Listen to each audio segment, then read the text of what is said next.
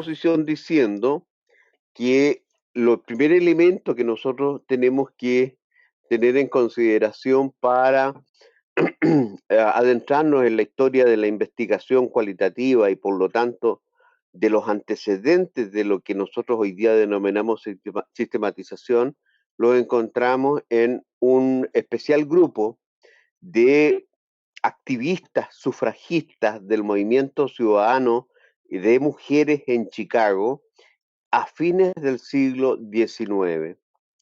Allí se construye una relación muy estrecha entre estas sufragistas, estas activistas políticas, entre las cuales está nuestra antecesora Mary Richmond y su compañera Jane Addams, entre otras.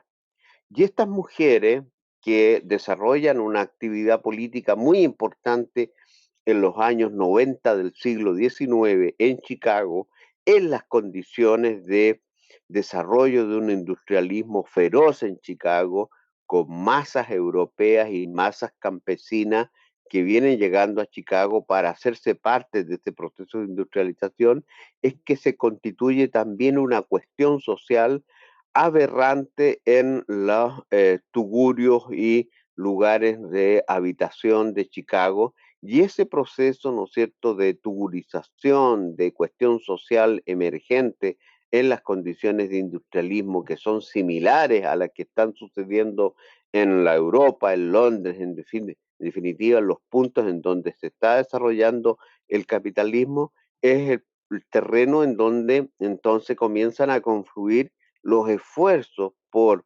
preocuparse por la situación social de aquellas masas, ¿no es cierto?, de obreros que se están constituyendo con su identidad obrera y su condición, ¿no es cierto?, de desarrollo de una mejor calidad de vida. A ese proceso, las sufragistas de Chicago convergen y convergen en una relación muy temprana con lo que se ha denominado el pragmatismo filosófico y con una incipiente interacción simbólica, digamos, que se comienza a constituir allí como una suerte de propuesta teórica de Dewey y Mead, que ustedes pueden entonces allí googlear y desarrollar como elementos, ¿no es cierto?, soportantes de una primera apreciación de una investigación que se comienza a desarrollar muy a ras de piso, en terreno, en el contexto de la ciudad de Chicago. Decimos entonces que entre esta incipiente investigación cualitativa de lo que va a ser posteriormente la sociología, de estos dos autores y estas dos trabajadoras sociales que aún no lo son, pero que se van a constituir en tanto tales en unos años más, es que se dice que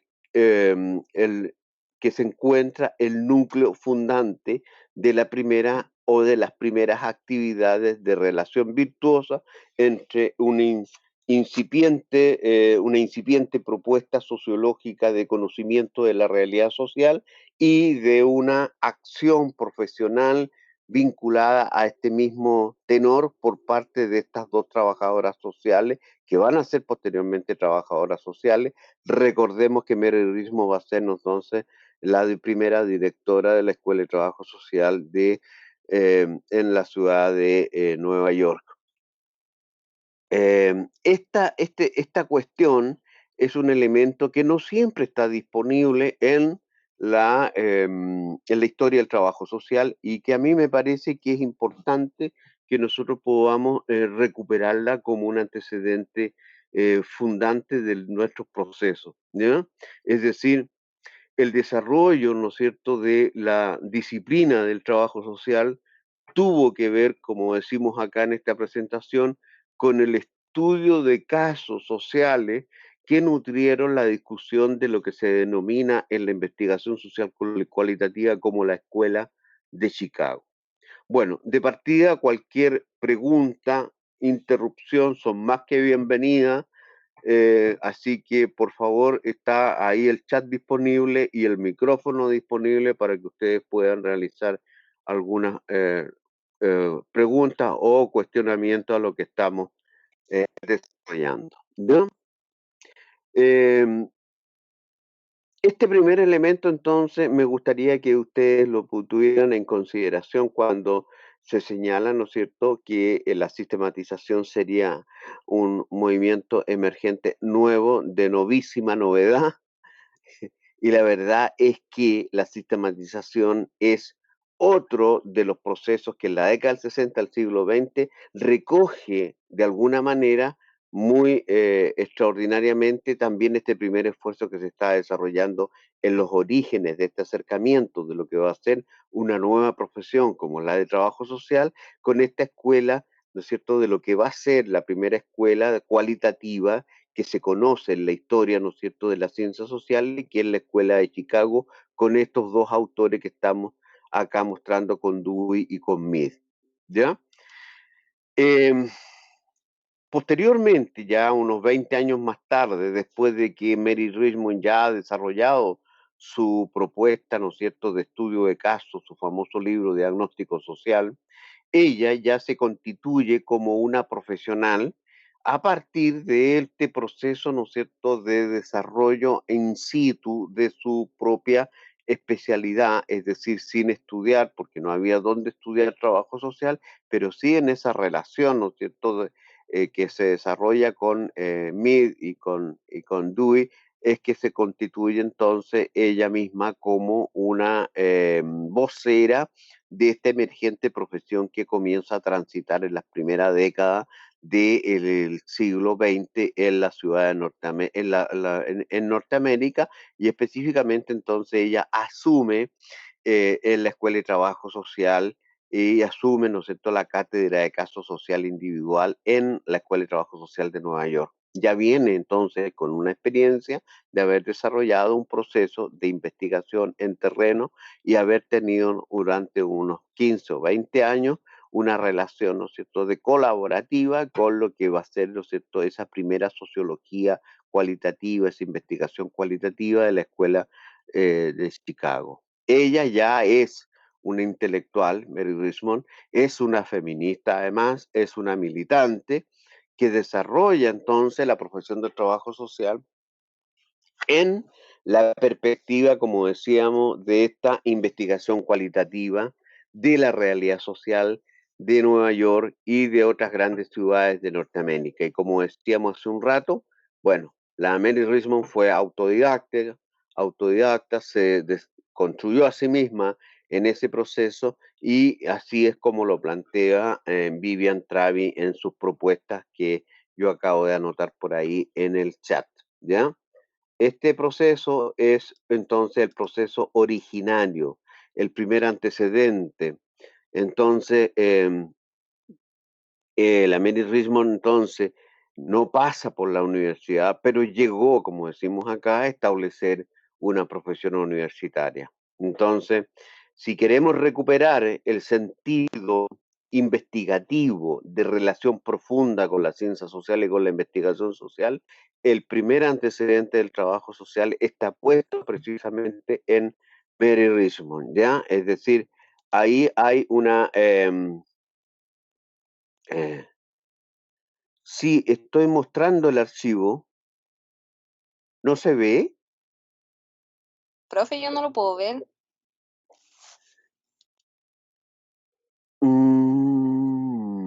A ver, podrían haberme Profe, interrumpido. pero, profe, que sí se ve, sí, o sea, por lo menos yo sí lo veo, lo que está mostrando. Sale en 1918, o sea, Sí, Richmond, sí, sí, estoy debe ser un mostrando. problema de... No sé, es que a mí me dice que no se puede mostrar el contenido. Hubo un problema. No me sale. No sale, qué raro. A ver, vamos a tratar de ver. A mí igual me aparece, profe. Yo igual lo puedo ver. Ya, Me voy a salir y voy a volver a entrar. Puede ser que el problema sea eso, a mío. ver, trata.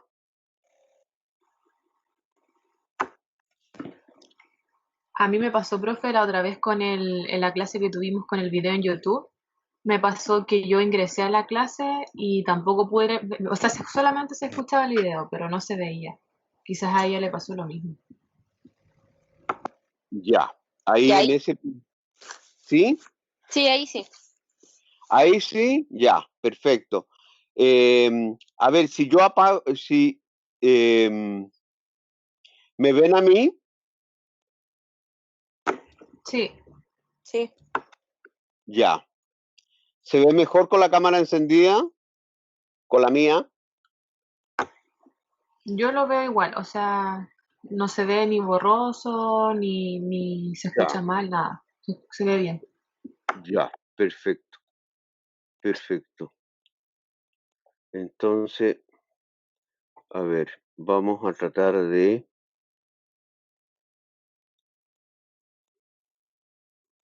compartir. ¿Ahí cómo se ve?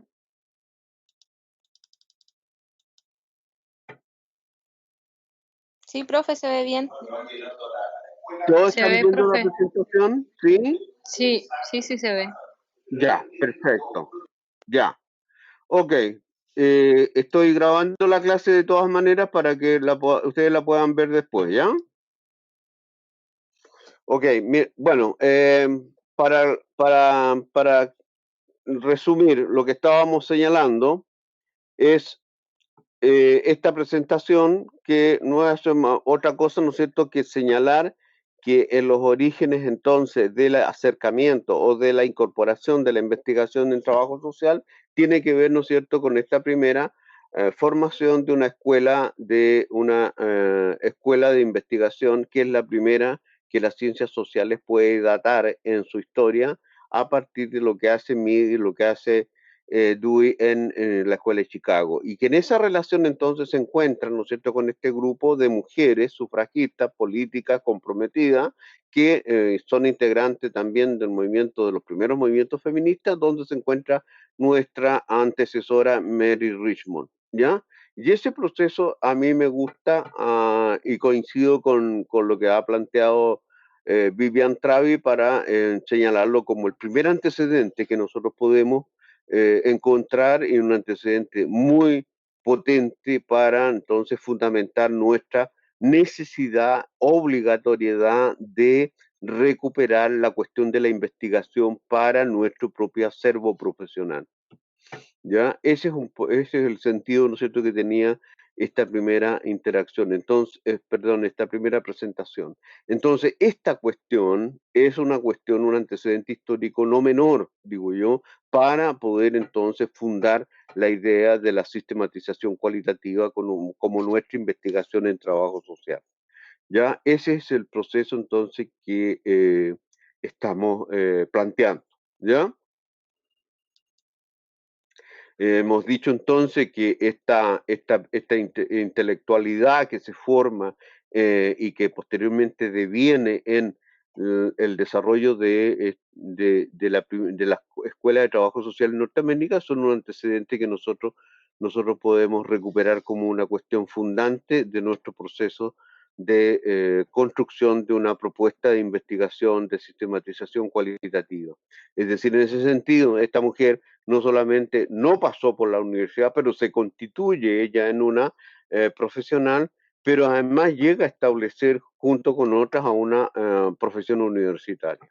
Ese es el origen virtuoso de esta conjunción entre una sociología emergente que proviene de esta Escuela de Investigación Cualitativa de Chicago y el desarrollo, ¿no es cierto?, de esta primera profesionalidad. Estamos hablando de que en las condiciones entonces de Chicago hay un grupo de personas que se constituyen a sí mismas como una cierta intelectualidad que entonces propugna un acercamiento cualitativamente distinto, superior, para entender la realidad social emergente de esta primera cuestión social en Norteamérica y que construye entonces el desarrollo de una propuesta, ¿no es cierto?, de investigación de la realidad a partir, ¿no es cierto?, en el caso de la Mary Richmond, del diagnóstico social, a partir, ¿no es cierto?, de los casos sociales individuales. En esa relación, entonces, que se hace una colaboración muy potente con esta primera escuela cualitativa de Chicago. Ese es el origen. Ahora, la pregunta es, ¿por qué esta tradición no se desarrolla en el conjunto de otras escuelas de trabajo social que están emergiendo en el mundo y que además en Chile comienzan a aparecer? Y aquí es en donde se produce un proceso que es necesario que nosotros podamos conocer y distinguir para poder saber, digamos, por qué, digamos, nos suceden las cosas que nos suceden. En ese momento, en los años 20 y 30, como ustedes lo habrán visto en sus clases, ¿no es cierto?, de introducción al trabajo social en primer año, son la Universidad de Chile la que entonces reciben una emergente profesión, y lo que es la Universidad de Chile en los años 20 y 30, y con mayor razón aún la Universidad Católica, no es precisamente una universidad que esté muy abierta al cultivo intelectual liberal, que pudiera, ¿no es cierto?, hacer pensar que acá se estaba produciendo un proceso de magnitud similar.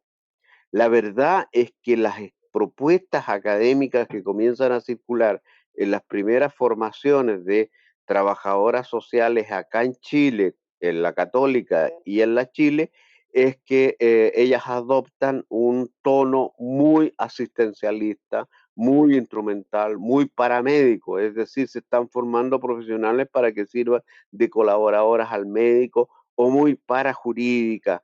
Y en ese sentido, entonces, las escuelas de trabajo social, como ustedes lo habrán visto en sus clases, construyen una propuesta académica que son una propuesta, ¿no es cierto?, asistencialista, un modelo de formación curricular en donde ellas eh, se construyen a sí mismas, salvo algunas gloriosas excepciones, como colaboradoras, ¿no es cierto?, de estos señores dominantes que están ahí, que son los médicos y que son los abogados. Entonces, y que tiene que ver un poco con las primeras fundadoras de las escuelas de servicio social, que son eminentemente belgas o francesas, y que ellas traen esta tradición, ¿no es cierto?, a Chile. En ese sentido, entonces, nosotros no somos herederos de la escuela esta que estábamos señalando hace un instante, de la escuela, ¿no es cierto?, de construcción cualitativa, de investigación de la realidad social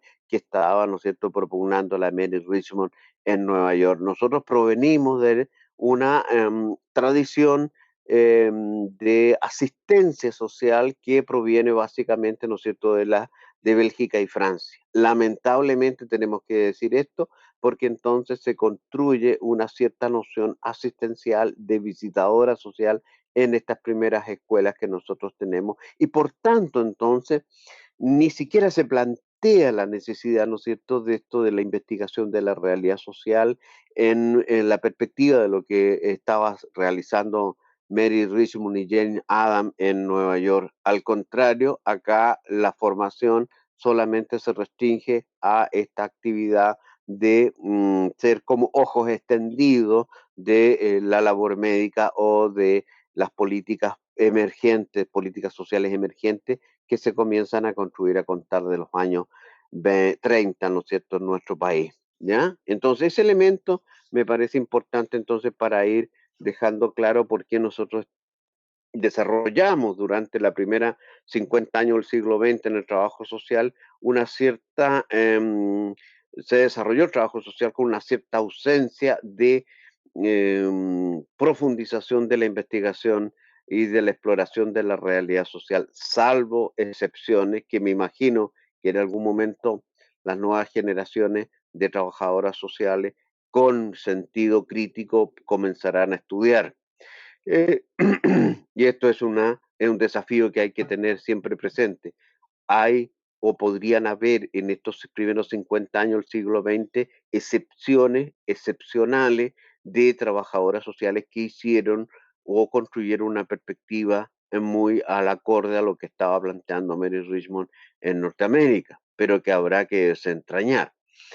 En ese sentido, entonces, nosotros tenemos que decir muy críticamente que la universidad, la de la Chile, la católica, que forma el servicio social en Chile, está estaba atravesado, ¿no es cierto? Y decimos nosotros no podía ser de otra manera, por un profundo paradigma positivista. Es decir, hay una relación de sujeción de toda la actividad universitaria a la razón, al positivismo, a la determinación de que la realidad se debe contar, de que hay un sujeto que tiene que estar en las alturas para que pueda explicar la realidad social, de que aquí la historia es la historia oficial, de que aquí el sujeto protagonista es un hombre blanco, racional, que posee educación, que está ligado a la tradición europea y que en consonancia entonces los marginados, los mestizos, los pueblos indígenas no tienen no solamente historia, sino que tampoco tienen voz. Es decir, la universidad del siglo XX,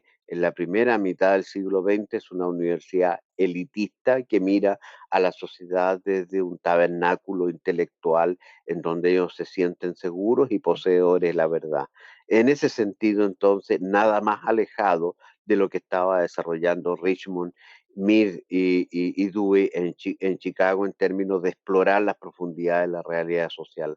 Acá la pobreza, los pobres son vistos solamente como una situación malsana en donde es necesario incluso establecer ciertos cordones, a propósito de los cordones sanitarios hoy día, para que la ciudad civilizada, la ciudad de Vicuña Maquena, es decir, aquel centro de Santiago, no se contamine con esa población, ¿no es cierto?, que está en la periferia. Ese trabajo social entonces va a ir a las barriadas, va a ir a los barrios, va a ir a las poblaciones callampas para tratar de sanar el cuerpo social que está contaminado, pero no hay esa relación de búsqueda intensiva de por qué se está sucediendo o por qué está aconteciendo esa realidad social.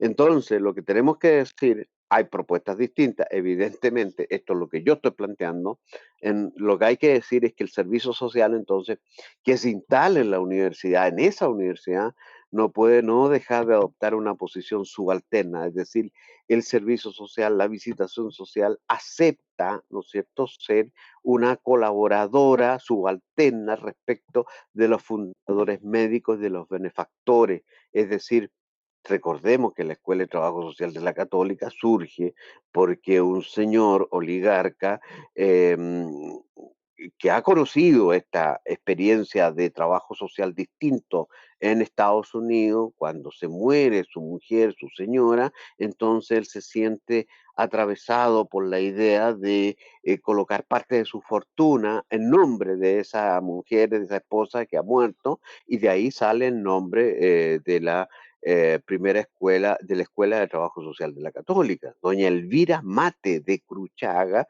nunca fue trabajadora social, pero sí fue la mujer, ¿no es cierto?, de este señor Cruchaga que se sintió con la necesidad de colocar el nombre de su mujer muerta en la historia de ese especial trabajo social que nace en la Católica.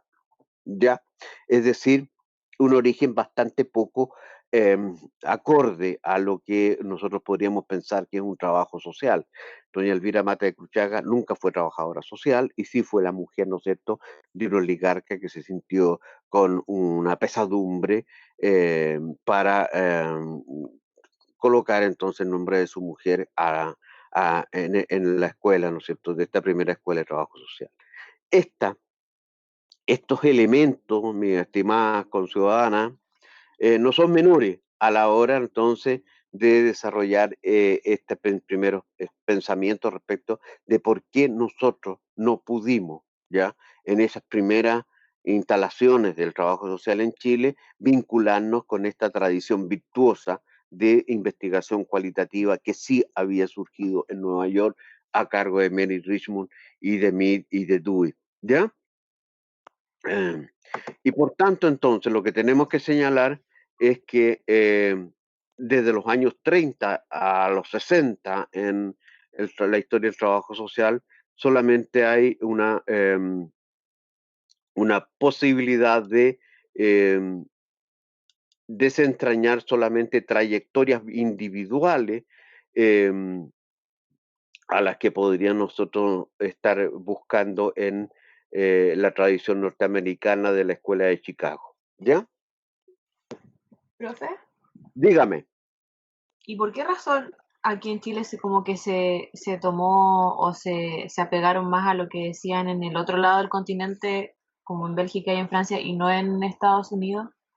Muy buena pregunta. Fíjate que yo no tengo claridad respecto de cómo aconteció eso, pero tiene que ver con la tradición chilena de acercarse a Europa. Recordemos que la oligarquía política, económica de Chile siempre estuvo ligada con sus ojos puestos en París, ¿ya? Y en ese sentido, entonces, yo me imagino, y no es una cuestión que esté del todo clara, que las primeras colaboraciones con Bélgica y con Francia provinieron de esa suerte de seguidismo cultural que la élite política chilena ha tenido siempre con Europa, ¿ya? Para ello, Estados Unidos en esos momentos era una tierra ignota, era una tierra que no contenía las virtudes de la civilización a la cual siempre la élite chilena ha querido ligarse. Yo, por ahí yo creo que podría haber un principio de respuesta. Es decir, las primeras fundadoras de la escuela de la Chile y de la católica son belgas, y si ustedes van a la historia son belgas, y son francesas las que desarrollan las primeras mallas curriculares. Y con eso nosotros perdimos bastante, a mi modo de ver. ¿Ya?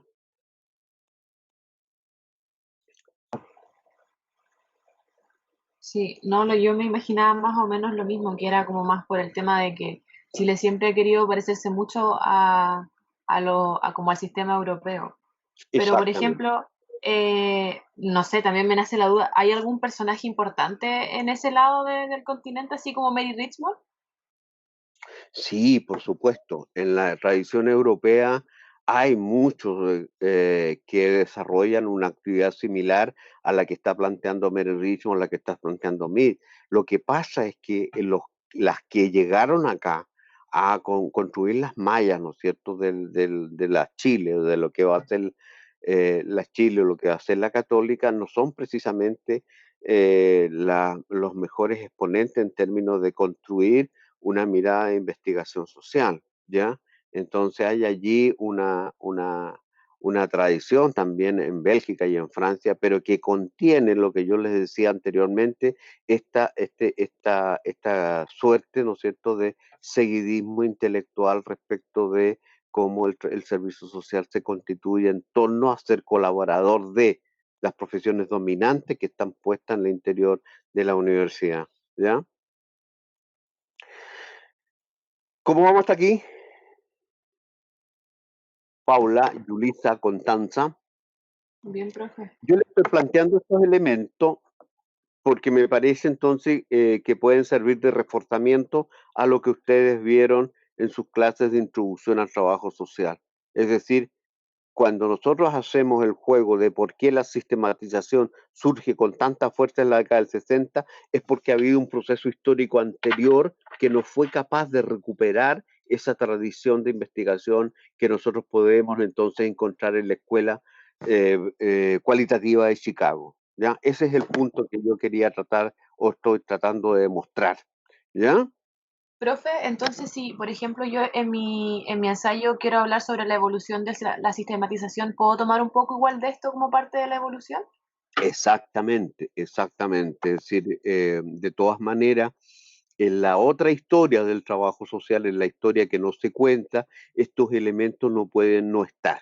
Y por eso entonces yo te sugiero que pudieras ir a lo que yo te coloqué en el chat en términos de buscar o de leer algunos de los artículos que Vivian Travi ha desarrollado en este proceso. ¿Ah? La fuente de esto, de la cual yo me basé para poder plantear esto, es precisamente esta Argentina que ha estado desarrollando esa otra historia. Es decir, ustedes se dan cuenta entonces de que la búsqueda de otros antecedentes nos lleva a identificar y a romper mitos. ¿Ya?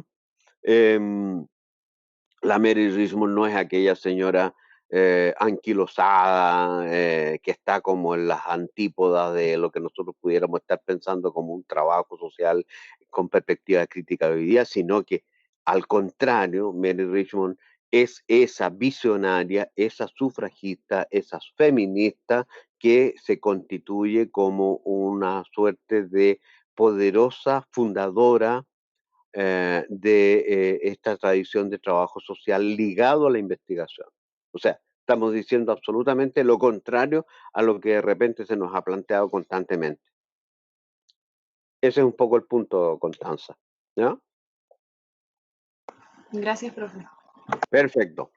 Entonces, en esta perspectiva, nosotros llegamos a la reconceptualización en la década del 60. Fíjense ustedes que entre el 30 y el 60 hay una historia que no se ha hecho. No creo yo que no hayan existido trabajadoras sociales que se plantearon una visión distinta. Tiene que haberla, de hecho las hay, pero no hemos hecho una historia consensuada de esos 30 años para poder recuperar aquellos elementos que nos permitan constituir un fundamento mucho más estable para arguir nuestras propuestas de sistematización cualitativa. Entre el 30 y el 60 debe haber, ya, de hecho las hay, pero no hemos sido capaces de estudiarlas en una perspectiva de criticidad histórica distinta. En esas condiciones es que llegamos entonces, como lo hemos planteado, a la década del 60 y por supuesto llegamos entonces a el proceso de reconceptualización. Aquí hay elementos que hay que colocar en juego. ¿Qué es lo que está puesto en la palabra reconceptualización? Está puesta la idea, ¿no es cierto?, de que hay que elaborar nuevos conceptos. Eso es en definitiva la reconceptualización. Hay que construir un pensamiento distinto respecto del servicio social. Hay que construir un pensamiento distinto con nuevos conceptos para entender el trabajo y el servicio social. Y por tanto, entonces, las propuestas de la década del 60 entonces tienen que ver con pensar la realidad de manera distinta. ¿Ah?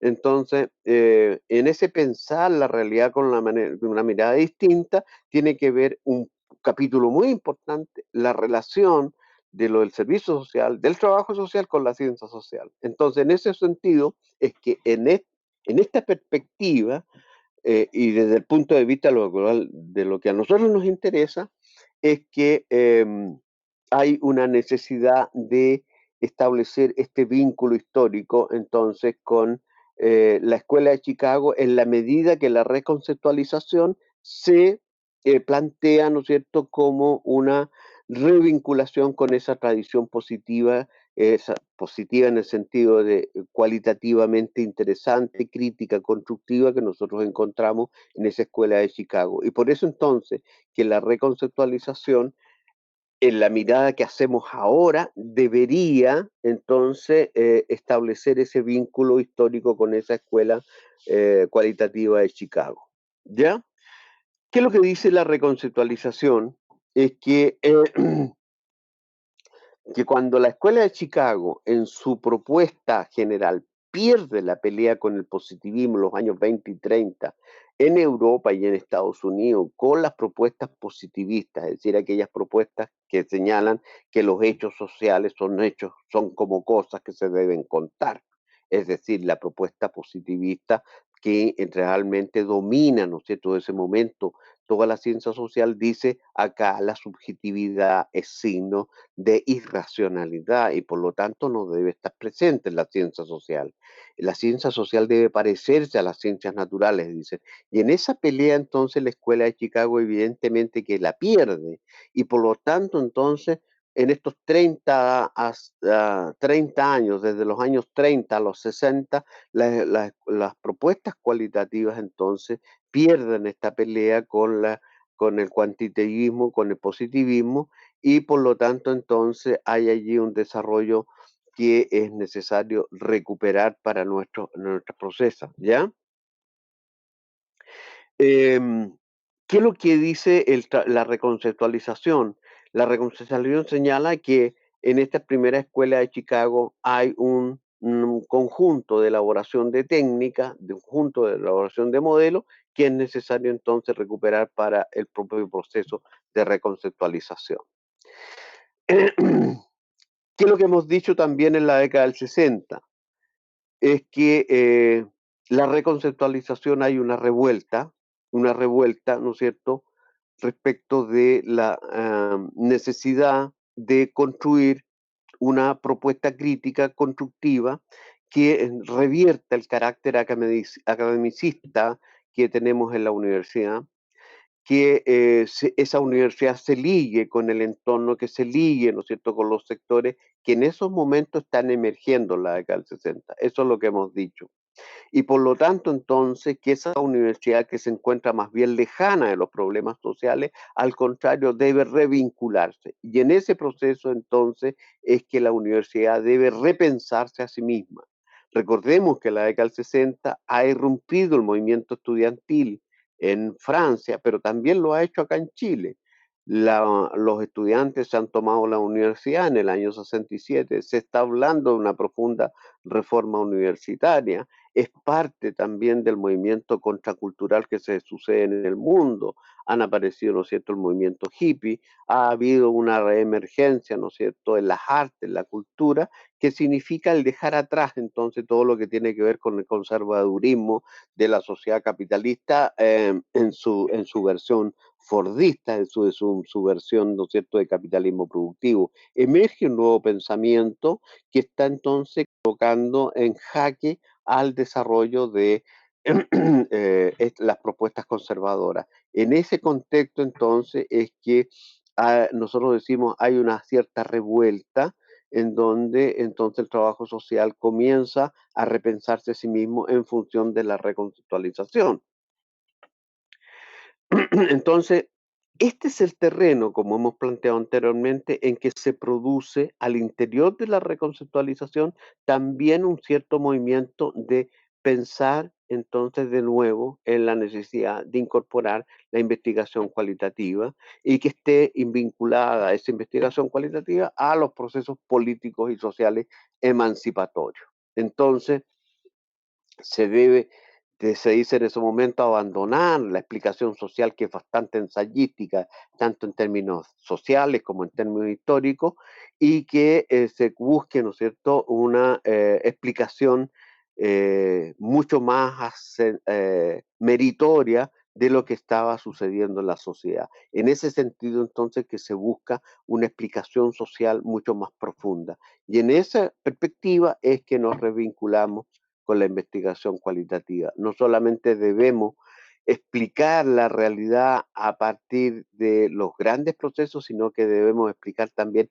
el sentido subjetivo que tienen esos procesos. Recordemos, movimiento de reforma agraria en Chile, Revolución Cubana en 59, movimientos sociales de trabajadores en muchas partes de América Latina, propuestas reformistas, proceso de transformación social profunda que se están proponiendo en el caso de Chile con Salvador Allende, en el caso, ¿no es cierto?, de la Revolución Cubana. Argentina está viviendo su propio proceso de revueltas sociales, es decir, hay un movimiento, un contexto cultural político, ¿no es cierto?, que establece entonces nuevas posibilidades para que este proceso se produzca.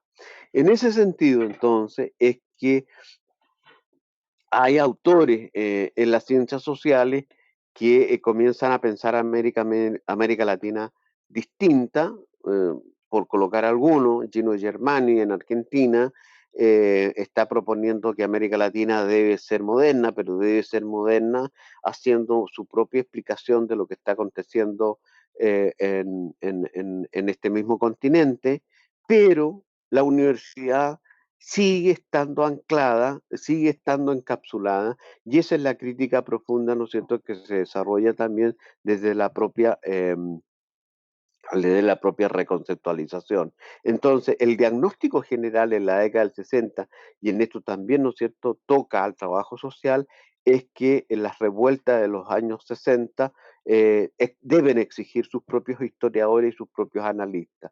Y en ese sentido, entonces, que al interior del trabajo social, los fundadores, en este caso de la sistematización, están también leyendo todos estos acontecimientos y son parte fundante entonces de su propuesta tanto de reconceptualización como de sistematización.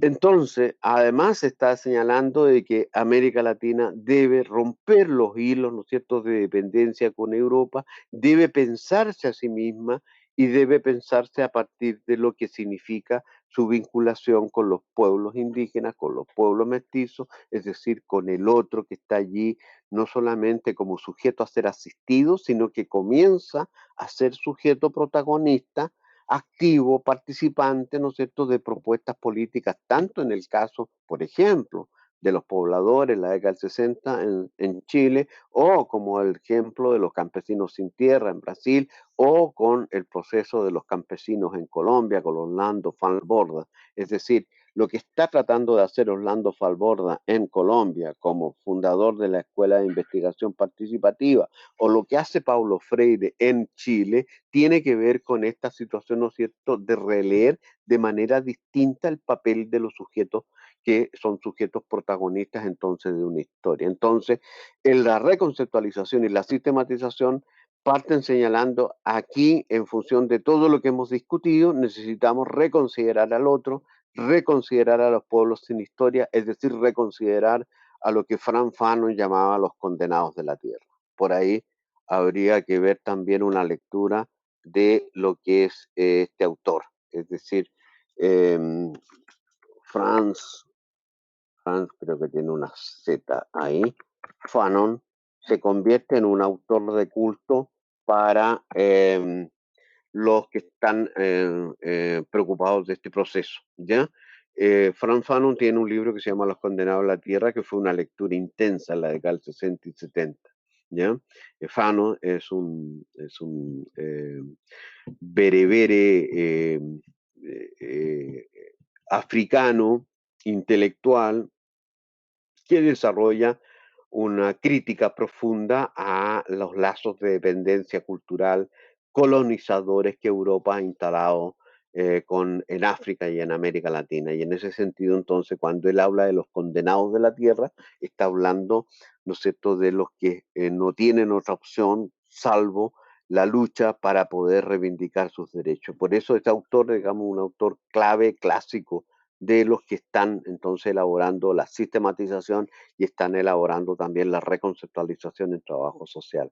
Un poco lo que yo traté de hacer es de ver cuáles eran las lecturas que estaban desarrollando nuestros antecesores, es decir, qué estaba leyendo, ¿no es cierto?, Marilda Yamamoto, o qué estaba leyendo José Paulo Neto, o qué estaba leyendo, ¿no es cierto?, Germán Cruce, y en el caso de nosotros, ¿no es cierto?, los autores de la década del 60, es decir, estos trabajadores sociales que están ligados a la reforma, que están ligados a los procesos de construcción de otra sociedad, que son eminentemente políticos también para desarrollar su crítica, cuáles las lecturas que están desarrollando.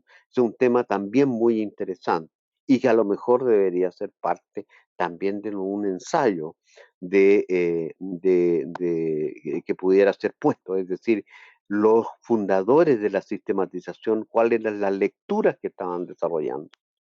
Y allí entonces este libro de Frantz Fanon es una pista importante. ¿Dudas? ¿Comentarios? ¿Consulta?